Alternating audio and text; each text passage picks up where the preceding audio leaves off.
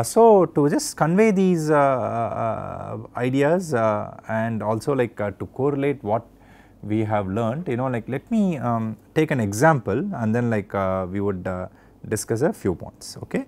So let me take an example of a typical mass spring damper system that all of us are familiar with. Let us say I have a mass, this is a 1 degree of freedom mechanical system.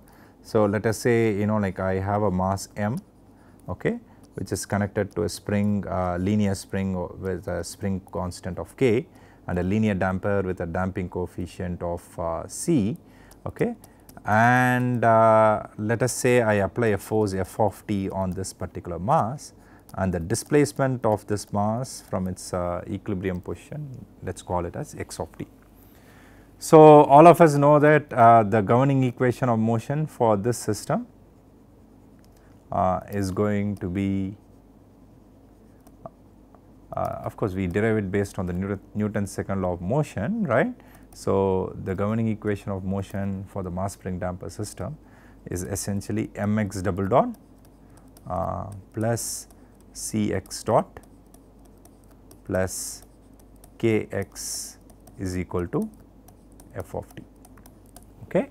Of course in this particular course, if I use a dot over a variable, that means I am taking its time derivative, okay. So x dot means it is the first time derivative of x of t, x double dot t means like it is the second derivative of x of t with respect to time and so on, okay. So if we, this is the governing equation for this mass spring damper system. So as we know, like mx double dot like characterizes the inertia effects that occur in the system. Cx dot essentially correspond to the viscous dissipation that happens due to the presence of a damper, right. The viscous terms, the dissipation terms are modeled using Cx dot. Kx essentially is indicator of the compliance, right, that is present in the system, alright. So these are essentially typically used to visualize this what to say class of mass spring damper systems, and even like one would use these analogies to develop models for even other systems from other domains, okay.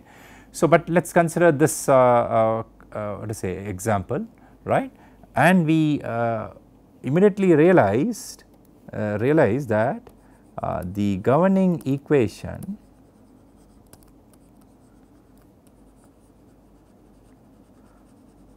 is a second order, let me just come up, okay, is a second order linear inhomogeneous ordinary differential equation with constant coefficients.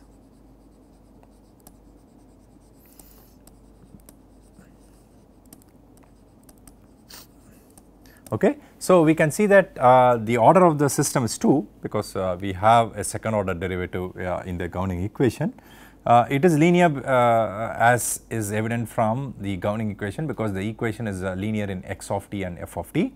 It is inhomogeneous because like we have a forcing term on the right hand side of this ordinary differential equation, and it has constant coefficient, like that is reflective of the system being time invariant, right. So this is an LTI system, okay. So this is essentially an LTI causal single input single output system, okay. The class of systems that that we are essentially looking at.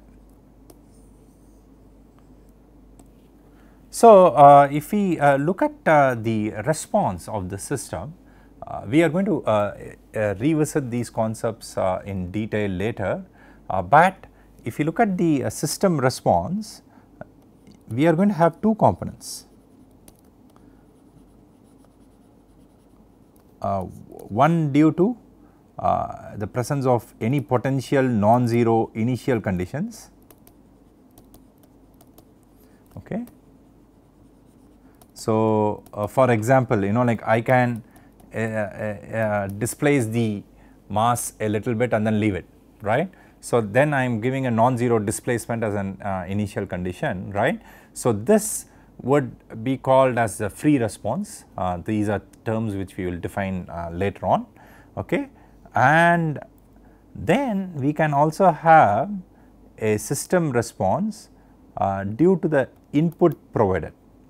In this case, the force is the input to the system. So, in fact, like if we want to visualize this using the typical systems perspective.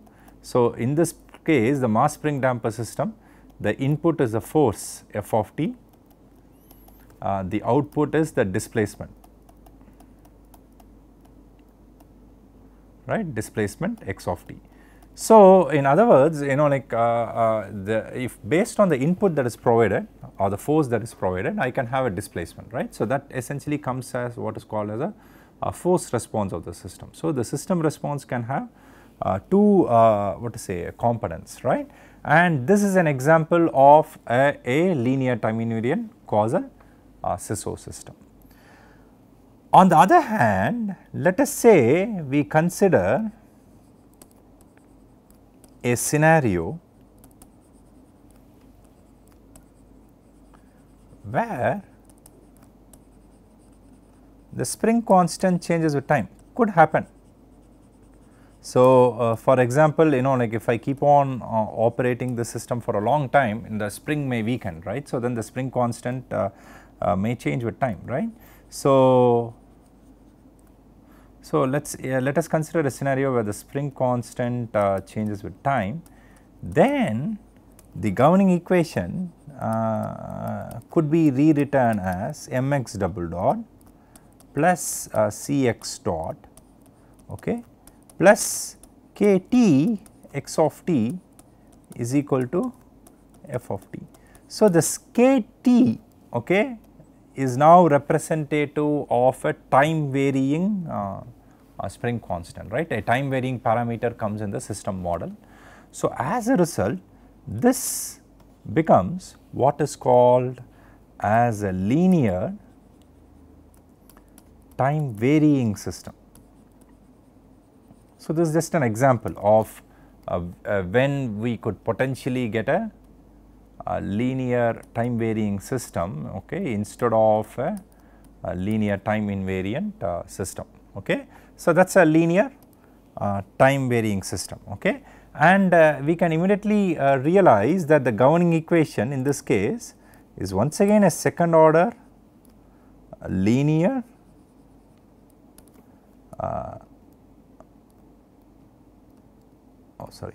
linear inhomogeneous ordinary differential equation, but with time varying coefficients, okay. So, that is the class of equations that typically would be used to characterize linear time varying systems, okay. So, we will have time varying coefficients in the governing equation, okay. So, that is something which will come into play. So, now let us consider another example. Let us consider another scenario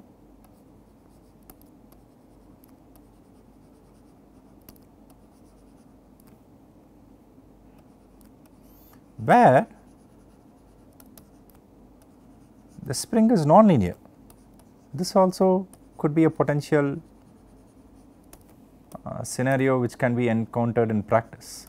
So, what do we mean by this, right? So, essentially in many problems in practice, you know, like if we have a, let us say, a coil spring, right, in let us say in some machine element, or let us say even in our automotive suspensions, right, we take a spring and then like we test it by essentially giving a force and then like plotting the force displacement characteristics. So, by and large what may happen is that we may get a curve which may be non-linear, you know, like if we test it in the entire domain, okay.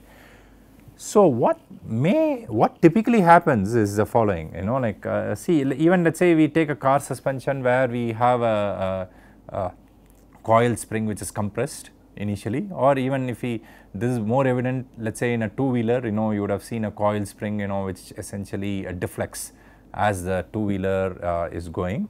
So essentially let us say we have the spring in an initial state of compression, right. So let us say that is the initial compression that we have essentially given.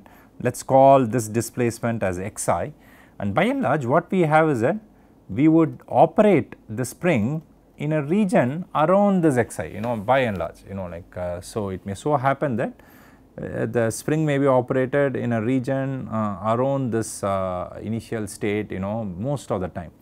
Then we can immediately observe that in this region the spring can be approximated as a linear element. So then the question that we can ask ourselves is the following, right. Given this what to say range of operation of the spring, can I use a linear approximation to model the process? Okay. Then if yes, I could use a linearized model, and then like we can go to the class of linear time invariant systems. But on the other hand, let us say, you know, like I am in a situation or I am in an application where the spring is stretched and compressed, you know, over a wide range of displacements. Then I may no longer be able to use a linear model for the spring. Then what is it that I can do?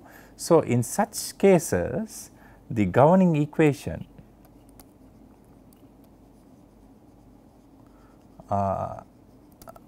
would become, okay, may be written as, right. I am just taking an example where let us say, you know, the governing equation for the spring's response is a quadratic function of the displacement, right. So let us say what will happen is that the governing equation for this mass spring damper system will then become mx double dot plus cx dot plus let us say kx squared t is equal to f of t. Okay. So you see that the term kx squared t makes the system non-linear. Okay. So this becomes a non-linear system, okay, once we have such a response, and we could immediately observe that this is still a second order ODE, but now it becomes a non-linear ODE, right. So non-linear inhomogeneous ODE with constant coefficients, right. So that is what happens to this governing equation. Okay. So we are just considering different examples, you know, to just learn, you know, like how the governing equations would change, you know, depending on the scenario. This is just to get a broad idea about the class of systems that we are studying. Okay. So I hope just through the simple example, the difference between linear non-linear systems and time invariant time varying systems have become a little bit clear, and we just consider a simple example to show how these attributes are reflected in the governing equations of such systems. Okay. So to conclude this sesh class, let me just show you some simple examples, you know, just simple simulation results, you know, just to convey the concepts what we have learned. So let us consider the mass spring damper system that we have been looking at. Let us say, you know, like I consider these following parameters. Okay. So that is like I consider the mass of the element to be 1 kilogram, right, the damping coefficient to be 0.5 Newton second per meter, and the spring constant to be 0.75 Newton per meter. Okay. I am just taking some values to just solve those equations, right. So let us say that we provide a force input of 1 Newton, okay, at time t equals 0. Okay. So if we solve this mass spring damper system, so as we have already discussed, you know, like we can have what is called as the free response of the system, that is we can have non-zero initial conditions and we have what is called as a free response, which is essentially indicated by this blue curve, right. We can see that the initial displacement is at 1 and then like it essentially oscillates and then goes to 0 finally. Okay. On the other hand, I can have a 0 initial condition and then like give a what to say input to the system, which essentially is what is called as a forced response, right. So, that is the response term due to the input that we provide, and that is essentially denoted by the red curve, okay. So, which essentially goes and settles down at some non-zero finite value, okay. So, if we combine both, that is we give a non-zero initial condition and the input, we get the curve which is indicated in black. So, we can see that the response is the sum of both contributions, that is the free response plus the forced response term gives the third response, right, where we have a response from the mass spring damper system that consists of both the non-zero initial condition component and the force input component, right. So, once again please remember, like what was our system? For us the mass spring damper system was visualized as one to which we give the force as the input and the displacement is the output, okay. That is why we are essentially plotting the displacement and studying it. Okay. Yeah. So, this just to show what to say whatever we have learnt through a graphical visualization. Okay. So, let us now look at time variance, like how in the previous case the model was linear time invariant. Okay. So, the system was linear time invariant, the model was a linear ODE with constant coefficient. Now, let us say instead of having a constant spring constant of 0.75 Newton per meter, let us say the spring has a varying time varying spring constant, which is of this form 0.75 e power minus 0.001 t, okay, Newton per meter. Okay. So, the spring constant is slowly decreasing from the initial value of 0.75, right. So, if we plot it, like of course, we can see that I have just zoomed into a range of 0 to 100 seconds. So, maybe around the 75th second we can see that the spring constant has what to say decreased to around 0.693 Newton per meter. Okay. So, that is what has happened.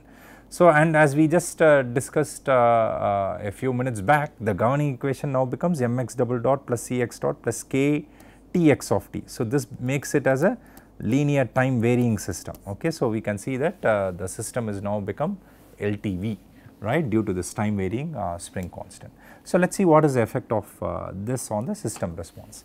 So, we consider 0 initial conditions, right. So, let us not worry about the free response, we only look at the force response here. So, what we do is that we are giving a unit step force, a force input of 1 Newton in one scenario at 0 seconds time t equals 0, which is the response is indicated by the blue curve. And then what we do is that we then give the same in the next scenario, we give the same unit step force input, okay, at a time instant of 75. So, as we realized from the previous slide, at time t equals 75 seconds the spring constant anyway has decreased, right. So, because it is a time varying parameter in this particular case. So, you could immediately see that the response which is plotted by the red curve is different from the blue curve, right, which is essentially going against the definition of time invariance. So, if you recall that definition of time invariance, if we give the same input at let us say time t equals 0 and time t equals 75 as in this example, I should get the same output, right, but that is not the case. Why? Because we have a time varying system. Okay. So, we can immediately see that the red curve is different from the blue curve, right. So, you can see the peak of these oscillations, like that has increased in the red curve when compared to the blue curve, right. So, in a certain sense, like the responses are becoming different. Okay. So, this gives us an overview of how these factors affect the system response. Just through simple example, like I just wanted to communicate, how linearity, time invariance and all come into play. Okay. So, we would stop here. So, we have essentially looked at a big picture viewpoint view of what we are going to essentially learn in this particular course, and defined a few terms in this particular class, and then like looked at an example. That is what we have done here. And we also looked at what is meant by sensor dynamics, actuator dynamics, okay, and unity, non-unity feedback and so on, right. So, in this particular class. So, in the next class we would essentially meet and start off with mathematical preliminaries, and we would revise mathematical tools that we would be using in this particular course. Okay. Thank you for your attention.